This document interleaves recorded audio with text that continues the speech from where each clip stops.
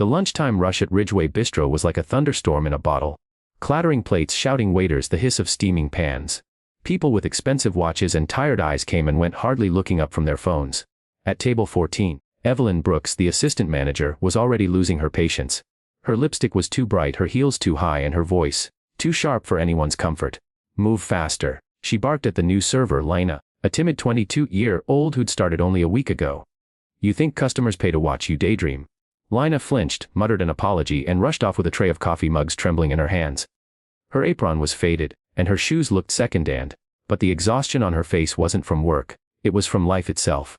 At a small corner table sat two little girls, barely 7 and 9, sharing one slice of bread and a glass of water. Their clothes were worn but clean.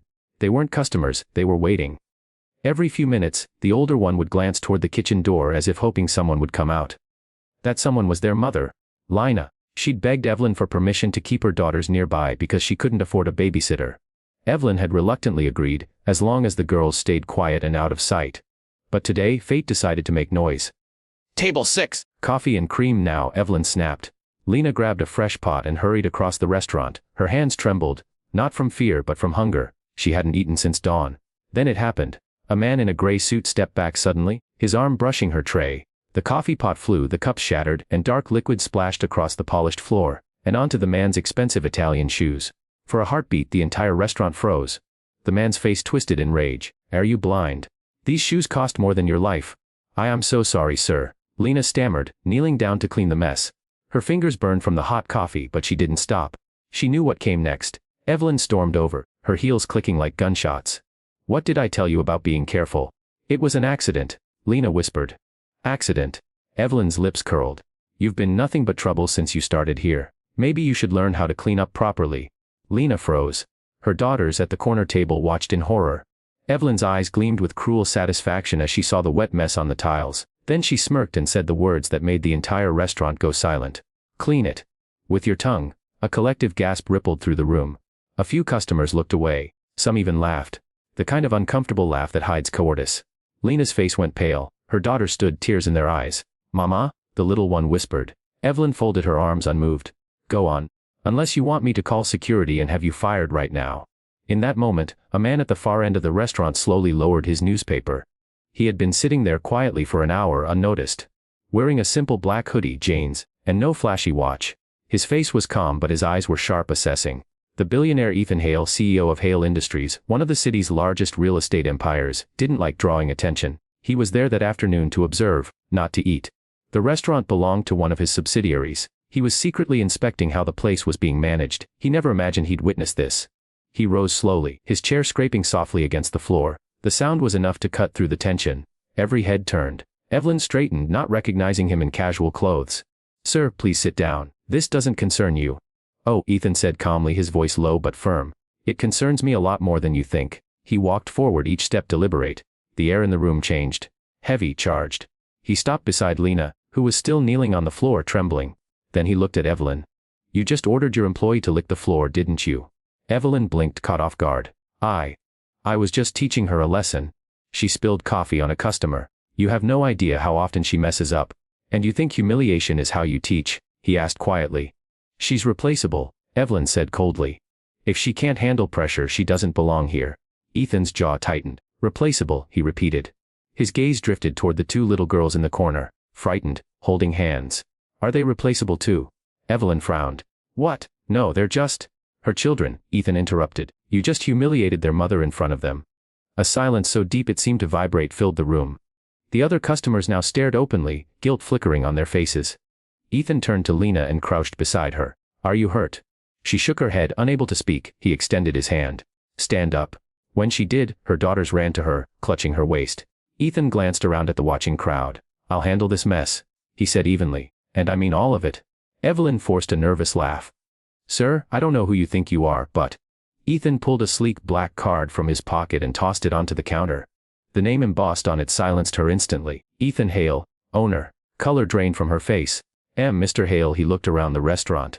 "This is what happens when leadership rots from the inside. You humiliate people who serve you. You think power means cruelty." Evelyn's lips trembled. "Sir, please, I didn't." "You're fired," he said simply. The word hit the air like a thunderclap. A murmur ran through the staff. Lina covered her mouth, unable to believe what she'd heard. Ethan turned back to her gently. Take your kids, go home for today. You'll still be paid. With a raise starting tomorrow. A tear spilled down Lina's cheeks. Sir, I don't know how to thank you. Don't thank me. Ethan said quietly. Just remember that no job should cost you your dignity. He looked around at the silent diners. And the rest of you. Next time you see something wrong, speak up. Don't wait for someone richer than you to do it. The restaurant was dead silent. Then someone began to clap, and another, until the entire place echoed with applause. Not for Ethan Hale the billionaire, but for Ethan Hale the human being who had dared to stand up. He nodded once, turned to leave, and paused near the door. The younger of Lina's daughters, wide-eyed and brave, tugged at his sleeve. Mister, she said softly. Are you? Smiled faintly. No, sweetheart, he said. Just someone who doesn't like seeing people treated like dirt. Then he walked out into the sunlight. Unaware that this small moment of humanity was about to change all their lives forever. The soft hum of New York traffic echoed outside the glass walls of Hale Tower, 37 stories above the city. Inside the sleek conference room, the air smelled faintly of leather, coffee, and quiet power. But Ethan Hale wasn't listening to the numbers being read from the quarterly report. His mind was still trapped in that moment from the day before. The trembling waitress, the cruel order, and those two little girls watching their mother break. Mr. Hale, his assistant, Jordan Miles, nudged gently. We can revisit the profit projections later if you want. Ethan blinked back into the present, sighing. Yeah, let's do that. You can wrap this up. When the board members left, Jordan lingered. You've been off since yesterday. Something happened at Ridgeway Bistro. Ethan rubbed his temples. Yeah. Something that shouldn't have. Jordan sat across from him. You saw something bad. Ethan leaned back, his tone low. A manager ordered a waitress to clean a coffee spill with her tongue. Jordan froze. You're kidding? I wish I was. Ethan stared out the window, eyes fixed on the skyline. And the worst part?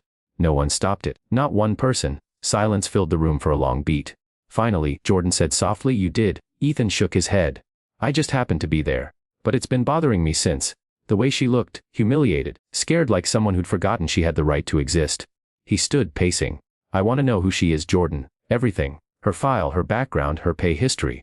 Whatever you can find. The Jordan hesitated. You're getting personally involved. Ethan's voice hardened. I already am. By late afternoon, Jordan had what Ethan wanted. A slim folder landed on the billionaire's desk. Employee Lina Brooks. Position waitress part-time. Salary. A 10 points and $5 dependents 2. Emergency contact none. There was a photo, a simple ID shot. No makeup, tired eyes, but a faint hint of a smile, as if she was trying to remember what hope felt like. Single mother, Jordan said. Husband passed away 2 years ago. Worked 2 jobs since. No prior complaints, actually customers love her. Polite, attentive, always on time. Ethan frowned. Then why the hostility from management? Jordan hesitated. Word is, Evelyn didn't like her. Said she was too soft, claimed she slowed others down. Too soft, Ethan repeated bitterly. This world punishes kindness. He closed the folder. Get her address. Jordan raised a brow. You're going there yourself, Wes. It was evening when Ethan's black SUV rolled quietly into Brooklyn Heights, far from the glitter of Manhattan. The neighborhood was modest. Aging buildings, flickering streetlights, but children still playing on stoops. He parked near a faded red brick complex. Apartment 3B. When he knocked, it took nearly a minute for the door to open. Lina appeared startled. She wore a simple gray sweater, her hair damp, eyes wide. Behind her, one of her daughters peeked out from behind a curtain, clutching a toy rabbit. Mr. Hale, she whispered, shocked. He smiled gently. Sorry for dropping by unannounced. May I come in for a minute? She hesitated, glancing back at the small apartment. Neat but sparse. It's not much, it's home, he said softly. That's enough. She stepped aside. Inside, the place was small. A 2-room apartment with peeling wallpaper and mismatched furniture. A pot simmered on the stove, filling the air with the faint scent of lentil soup. Her daughters, curious, came closer. Ethan crouched and smiled at them. Hi there, I'm Ethan. The older one spoke first shyly. I remember you. You helped my mama. He nodded. I just did what anyone should. Lina offered a weak smile and gestured to the couch. Please sit. Ethan did, glancing around. You've got a nice place. She laughed quietly. Ness is a big word, Mr. Hale. He chuckled. Then let's say it's peaceful.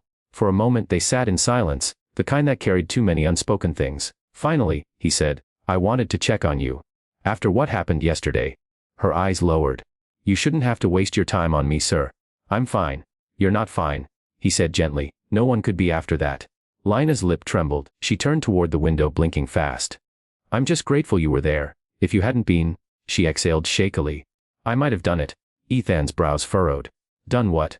Exactly what she told me to, Lina whispered. Because I needed that job. My girls needed it. The words hit him like a blade. He leaned forward, his voice barely above a whisper. No job deserves your soul, Lina. She gave a small, sad laugh. Maybe not. But when you're broke and your kids are hungry, you stop thinking about souls. Ethan didn't answer right away. He looked around the room. The small stack of children's books, the hand-stitched curtains, the flickering lamp. Signs of someone holding on by a thread but still trying to make beauty out of struggle. He asked softly, "What did you do before this?" "I used to be a schoolteacher," she said, her voice distant. "Until the school cut staff during the pandemic. After my husband died, I took whatever I could, cleaning, waitressing, double shifts. Anything." Ethan felt a heaviness in his chest. "Your husband? Firefighter," she whispered. "He went into a burning building, saved 2 people. The roof collapsed before he got out." Ethan's throat tightened. "I'm sorry," she nodded faintly. "It's okay, he died doing what he loved. I just didn't think life after him would be this hard." He wanted to say something comforting but words felt small. Instead, he asked, "Do your girls go to school nearby?" She smiled for the first time. "Yeah. Public school 2 blocks away. They're smart like their dad. I just wish I could give them more new clothes, maybe a real birthday cake this year." Ethan's gaze softened. "You will." Lina blinked. "What do you mean?" He stood, pulling something from his jacket, an envelope. "This is an advance, 1 year's salary. You're not a waitress anymore." She stared confused. "Sir, what?" "I want you to work for me," he said simply, "at Hale Foundation. We fund education programs and social outreach. You'll help manage community learning centers. It pays triple what you make now. You'll have benefits, support, and stability." Her mouth fell open. Why me?" He smiled faintly. "Because you remind me of someone I used to know. Someone who believed people were still worth saving, even when the world forgot." A tears welled in her eyes. "I don't know how to thank you." "Don't," he said softly. "Just take the job, and promise me something. Never let anyone make you feel small again." She nodded slowly, tears streaming freely now. "I promise." He smiled, turning to leave. But just as he reached the door, her daughters ran up and hugged his leg. "Thank you, mister," the younger one whispered. He patted her head gently. "You thank your mom, she's the real hero here." Outside, the night air was crisp. Ethan paused beside his car, glancing up at the flickering window of apartment 3B. Inside, he could see the silhouettes. Lina stirring soup, the girls setting the table, laughter returning to a place that had forgotten it. He stood there for a long moment, breathing it in. The quiet satisfaction of having done something real. Then his phone buzzed. Jordan's name flashed on the screen. "Boss, you should know something," came Jordan's voice. "That manager, Evelyn, she's threatening to go public. Claims you humiliated her." Ethan's jaw set. "Let her. I'm not done yet." He hung up and looked back toward the apartment window. Whatever this was, fate, chance, or something deeper, it wasn't over. Not by a long shot. The morning sun spilled across Manhattan like liquid gold, touching everything except the hearts of those hiding behind glass towers and tight smiles. At the corner cafe on 5th Avenue, people scrolled through their phones as the smell of roasted coffee filled the air. But this morning, there was something new on every screen, a headline that made hearts stop.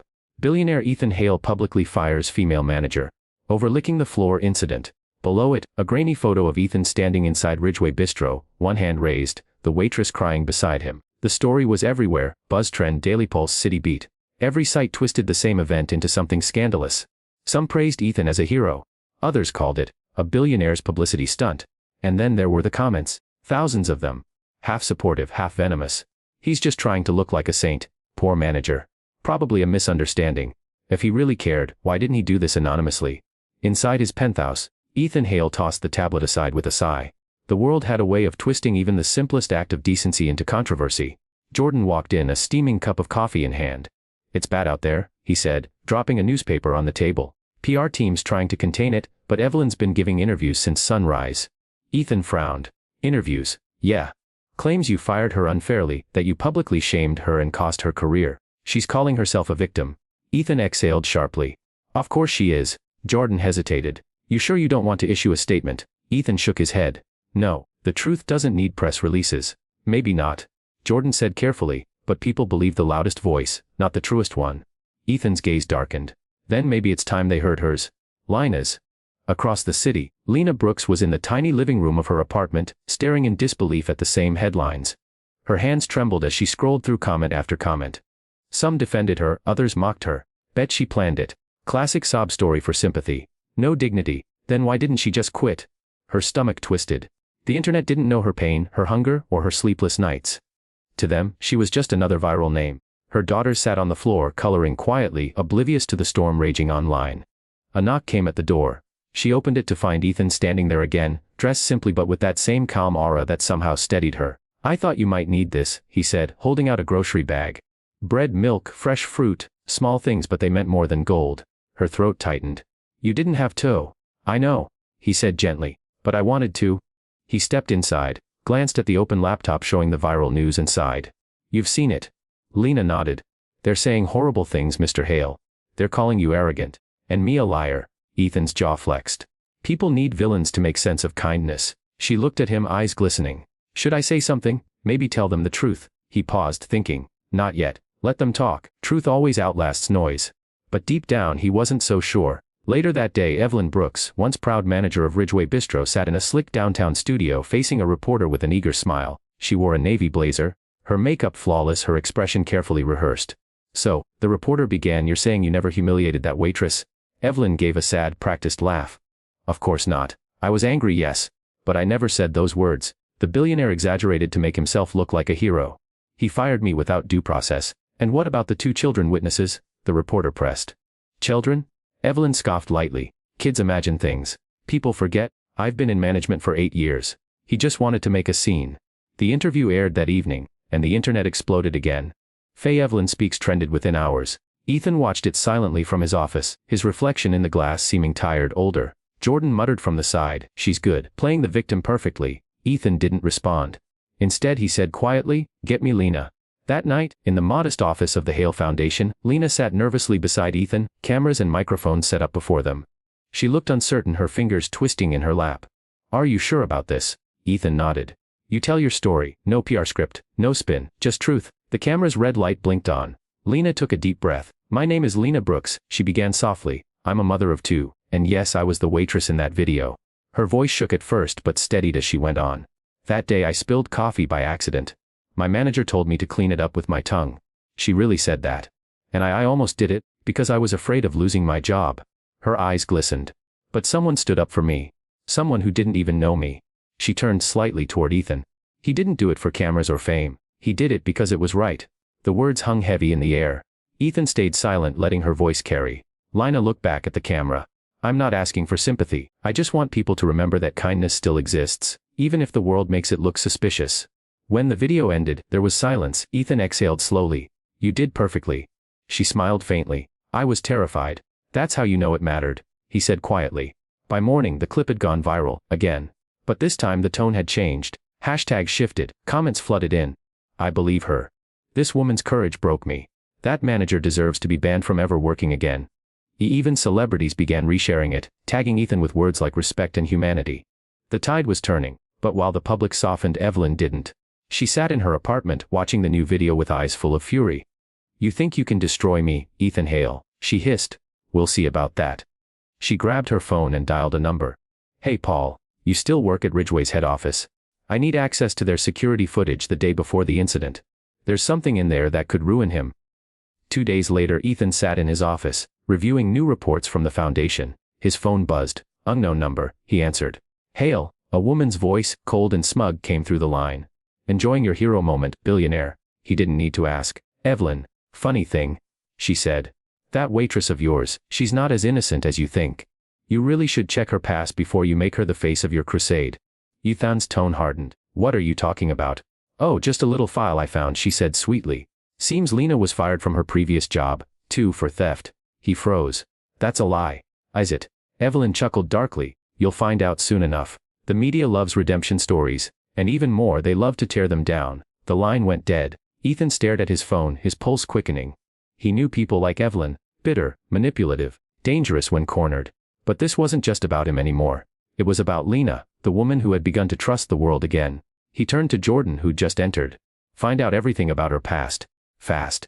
Before Evelyn does." Jordan nodded, sensing the urgency. Ethan leaned back, his gaze distant. Outside, the city pulsed with light and noise, unaware of the storm brewing again. He'd stood up for Lina once out of instinct.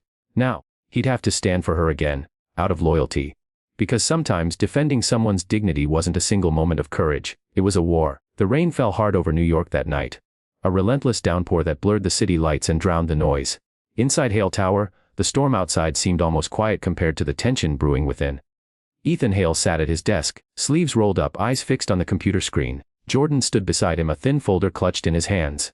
I found what Evelyn was talking about, Jordan said, voice low. Ethan didn't look up. Tell me. Jordan hesitated, then opened the folder. 2 years ago, Lina Brooks worked at a private daycare in Queens. She was fired after a wallet went missing. Police got involved but didn't charge her. Lack of evidence. The daycare owner still listed her termination as theft suspicion. Ethan leaned back slowly, his brow furrowing. So she didn't do it. There's no proof either way, Jordan said carefully. But if Evelyn's got this file, she'll spin it like she's guilty. Ethan rubbed his temples. Of course she will, Jordan frowned. You still trust her? After hearing this, Ethan's voice was firm. Yes, even if it's true. He looked up sharply. Especially if it's not. Meanwhile, across the city, Lina Brooks was tucking her daughters into bed when her phone buzzed. The number was unfamiliar. Hello, she answered softly. A familiar voice oozed through the speaker. Evening. Lina. Her stomach dropped. Evelyn, you sound surprised, Evelyn said sweetly. I just wanted to congratulate you. Internet's calling you a hero now. How does it feel? Lina's grip on the phone tightened. What do you want?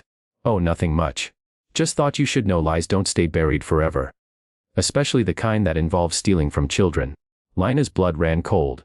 You don't know what you're talking about. Don't I? Evelyn purred. I've got the daycare report. The one you hope no one would ever see. Imagine what people will say when they realize their poor little waitress turned saint is actually a thief. Lina's voice broke. That's not true. I didn't do it. Of course you didn't, Evelyn mocked. They never do they? The line went dead. Lina stood there frozen, staring at the shadows dancing across her wall. Her hands trembled so badly she dropped the phone. The past she'd fought so hard to forget had found her again. The next morning, Ethan arrived at her apartment early. She looked pale, her eyes rimmed red from crying. What happened? He asked immediately. She shook her head. You don't want to know? Try me, he said quietly. Lina swallowed hard. Evelyn called. She knows about the daycare. About the wallet. Ethan's expression darkened. She's blackmailing you. Maybe not yet, Lina said. But she will, and she'll ruin me, Mr. Hale. She'll ruin everything you're trying to do for me. He stepped closer. Stop calling me Mr. Hale. And she can't ruin what she didn't build. Lina managed a weak smile. You don't understand. People already think I'm weak. Poor, pitiful. If she releases that file, no one will believe I'm innocent. Then we'll give them a reason to, Ethan said firmly. Her eyes widened. What are you planning? He didn't answer right away. Something Evelyn won't see coming. Later that day, the Hale Foundation office buzzed with reporters outside. Word had spread that Ethan was hosting a press conference, but no one knew why. Inside, Jordan paced nervously. You're sure about this? Ethan nodded. Completely. At exactly noon, cameras flashed as he stepped to the podium, calm and composed. Lina stood off to the side, hands clasped tightly. Yesterday, Ethan began, his voice steady. Rumors surfaced about one of our new hires, Ms. Lina Brooks. Claims about her past employment. I've reviewed those claims personally. Reporters scribbled furiously. He continued. What I found wasn't a scandal. It was a story of resilience. 2 years ago, Ms. Brooks worked at a daycare that fired her based on an accusation. No evidence, no charges, just suspicion. That's the truth. A murmur rippled through the room. Ethan's voice deepened. What the world calls a scandal, I call survival. She lost her husband, her home, her job, and still chose honesty over desperation. That's the kind of person I want on my team. He stepped back slightly, gesturing toward Lina. If anyone has questions about her integrity, they can take them up with me. Because she now represents my foundation's mission. The room went still for a beat. Then cameras erupted in flashes. That evening, the internet, so quick to condemn, began to shift again. "I Stand With Lina" trended worldwide. People dug into her story, discovering how she'd volunteered at shelters, tutored local kids, and donated half her tiny income to firehouse charities. The tide was turning, and Evelyn knew it. Sitting in her dim apartment, she threw her phone against the wall, shattering it. He turned her into a saint again. But her anger wasn't done yet. She opened her laptop, eyes blazing. There was still one card left to play, one piece of footage she hadn't shown anyone yet. She clicked through folders, stopping at a file labeled Ridgeway Princident Footage. MP4. On the screen, grainy security footage flickered. Ethan walking into the restaurant that day, hours before the incident. She froze the frame, zooming in, and there it was, Ethan, standing with the restaurant's regional manager, slipping something into his pocket. Evelyn smiled coldly. Well, looks like the Billionaire's halo has cracks too. She uploaded the clip, her heart racing. Let's see how your perfect reputation holds up now, Mr. Hale. The next morning, chaos. News outlets ran the footage nonstop. Headlines screamed, "Billionaire caught bribing staff before viral incident." Was Ethan Hale's hero moment staged? Social media went feral. Even some of his supporters began to doubt. At the Hale Foundation, the phones rang nonstop. Jordan stormed into Ethan's office, face pale. It's everywhere. Evelyn leaked security footage, says you paid off the staff to set up a fake moral stunt. Ethan clenched his fists. That's absurd. Maybe, Jordan said, but people believe what they see. Lina burst into the room, holding her phone, eyes wide with panic. They're saying you used me, that this was all fake. Ethan looked at her. Her trust trembling on the edge of breaking. He took a breath. Lina, that footage isn't what it looks like. Then what is it? She asked softly. I gave that manager cash because I'd noticed he was shorting employees on their tips. I was planning to fire him quietly and reimburse the staff myself. The cameras caught that exchange. Her eyes searched his face. You swear? I swear, he said simply. She held his gaze for a long moment, then nodded. Then we fight back. For the next 48 hours, Ethan's PR team worked nonstop. But this time Ethan didn't rely on them. He called a meeting and had it filmed live. No makeup, no editing, no script. He faced the camera himself. You've seen the video, now hear the truth. That footage shows me reimbursing employees who'd been cheated by corrupt management, not bribing them. I didn't need a stunt to defend dignity. I needed decency. He paused. If that makes me guilty, I accept it. Then, instead of cutting the stream, he turned to Lina. And if standing up for someone makes me foolish, then I hope I never grow wise. Lina stepped beside him silently, her hand trembling as it found his. Cameras caught it, not as scandal, but as something deeply human. By midnight millions had watched. And for the first time the noise online quieted, replaced by something rare, respect. But not everyone was clapping. In the dark of her apartment, Evelyn watched the live feed end, her reflection caught in the screen. Eyes red, mascara streaked, face hollow. Her phone buzzed. A text from an unknown number. Hey, always wins because you play with hate. He plays with truth. Her hand shook as she threw the phone aside. For the first time, her rage turned to fear. Because she wasn't just losing a battle. She was losing the person she used to be. Outside, the rain had stopped. The city lights shimmered on the wet streets like broken stars. In his car, Ethan stared out the window, exhausted but calm. Lina sat beside him, her daughters asleep in the back seat. You didn't have to do all this, she whispered. He smiled faintly. Maybe I did. Maybe we both did. Why? He looked at her. Really looked at her. Because sometimes the world forgets what kindness looks like. And someone has to remind it. The car rolled through the quiet streets, carrying with it the fragile but powerful truth that had somehow survived everything. That even in a cruel world, goodness still had a pulse. The morning after Ethan's livestream felt different. For the first time in days, the city's digital pulse slowed. The same voices that had once mocked, doubted and dissected every second of his kindness were now, strangely, silent. Somewhere in Brooklyn, Evelyn Marks sat on her couch surrounded by the wreckage of what used to be her confidence. The blinds were drawn. The air was heavy. The phone on the table buzzed endlessly, but she couldn't bring herself to pick it up. On the TV, a talk show host was saying, in a world of curated outrage, it's rare to see a billionaire take personal responsibility. Ethan Hale didn't hide. He explained. And his compassion for that waitress and her daughters, well, it's reshaping the conversation around power and decency. Applause filled the studio. Evelyn shut her eyes. He did it again, she whispered bitterly. But underneath the bitterness was something else. Something she hadn't felt in years. Regret. 2 years ago, Evelyn had worked under Ethan Hale as an assistant. She was brilliant, ambitious, and constantly overlooked. She'd spent years cleaning up other people's mistakes, watching men twice her age get promotions she deserved. When Ethan had caught her falsifying an expense report to cover her father's medical bills, he hadn't fired her. He'd quietly paid the hospital debt himself and told her, "You're better than your worst moment, Evelyn. Don't let desperation define you." But she hadn't seen kindness. She'd seen pity. That single act, meant as mercy, had become the ember that burned her from the inside out. She'd left his company vowing never to feel small again. Every move she made after that was fueled by the same poison to prove Ethan Hale could bleed. Now, staring at the headlines praising his redemption, she realized she'd done the opposite. She hadn't destroyed him. She'd built him higher. Her reflection on the dark TV screen looked unfamiliar. Hard, cold and utterly alone. A sound came from the hallway, a knock. She ignored it. Then it came again, firmer this time. She rose, her robe brushing the floor as she opened the door. Ethan Hale stood there, raincoat soaked, expression calm. "Ethan," she whispered, stunned. "How did you?" "I figured you'd be here," he said quietly. "Can I come in?" She hesitated, then stepped aside. The silence inside was thick. Dishes in the sink. Takeout boxes on the table. A life unraveling quietly. "You shouldn't be here," Evelyn muttered. "Maybe not," Ethan replied. "But I'm not here for me." She crossed her arms, defensive. "So what, you came to rub it in? Tell me I failed." "No," he said. "I came to tell you I forgive you." She blinked, caught off guard. "You what?" "I forgive you," he repeated simply. Evelyn laughed. A hollow, humorless sound. "Don't you dare do that, Ethan. Don't play saint with me." He didn't flinch. "This isn't sainthood, it's exhaustion. I'm tired of hate winning." Her voice cracked. You ruined me. He looked around at her empty apartment. No, you did that yourself. She turned away, gripping the edge of the counter. Her hands shook. You think I wanted this? You think I like being the villain? You have no idea what it's like to spend your life watching people like you win because you were born with a last name people trust. He sighed softly. You're right, I don't know your pain. But you don't know mine, either. She looked at him, her anger faltering. My father, he continued, built this company by crushing people. I spent half my life cleaning up his sins and the other half trying not to repeat them. And somewhere in between, I lost sight of why I even started helping people. Maybe you reminded me. For a long moment neither spoke. The rain outside whispered against the windows like an echo of the storm they'd both been trapped in. Evelyn's eyes filled. I didn't mean to hurt those girls, she whispered. It was supposed to be about you. Not them. I know, Ethan said softly. But it's always the innocent who bleed first when anger drives the blade. Her lip trembled. What do I do now?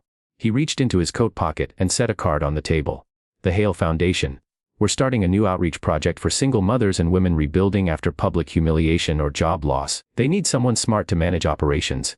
She stared at him wide-eyed. You're offering me a job. He smiled faintly. I'm offering you a chance. What you do with it is up to you. She picked up the card, her hand shaking. You trust me after everything. I don't, he said honestly. But I believe you can change. And with that, he turned to leave. Before he reached the door, her voice stopped him. Ethan. He turned. I'm sorry, she said quietly. Not the kind of sorry that asks for pity. The kind that finally understands what she destroyed. He nodded once. Then start by rebuilding something better. And he left. That night, Evelyn didn't sleep. She sat at her desk staring at the job offer card until dawn. The next morning she walked into the Hale Foundation office. The same building she once entered as an enemy. The receptionist looked up, surprised. Can I help you? Evelyn smiled faintly. Yes. Tell Mr. Hale I'm ready to start making things right. Meanwhile across town, Lina was on the rooftop of her small apartment building, watching her daughters chase each other through the puddles. For the first time in years, she wasn't worrying about rent or survival. She was thinking about tomorrow. Ethan had officially appointed her as the public ambassador for his foundation's Kindness First campaign, a project designed to highlight everyday acts of compassion. Her face was on billboards, interviews, and even morning shows. But none of that mattered to her as much as watching her girls laugh again. Ethan joined her on the rooftop, carrying 2 cups of coffee. They seem happy. They are, she said. I haven't seen them this free since their father passed. He handed her a cup. Freedom suits them. She smiled. And you? He looked out at the city skyline, still learning what freedom feels like when you've lived behind walls of guilt. She turned to him gently. You saved me, Ethan. He shook his head. No, you saved yourself. I just reminded the world to look.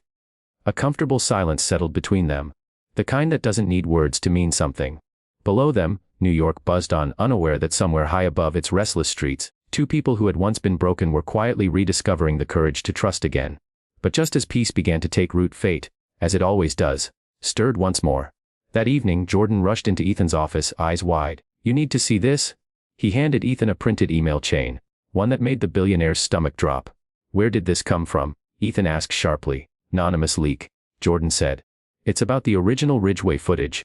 Someone's claiming the restaurant chain is preparing to sue the foundation for defamation. They're saying the manager's family wants revenge. Ethan's jaw tightened. So it's not over yet. Jordan nodded grimly. No, it's just beginning. Outside, thunder rumbled again. Distant, faint, but unmistakable. And somewhere in a quiet suburb, a man in a dark suit closed his laptop after sending that email. His lips curled into a smile. Let's see how the billionaire handles this storm.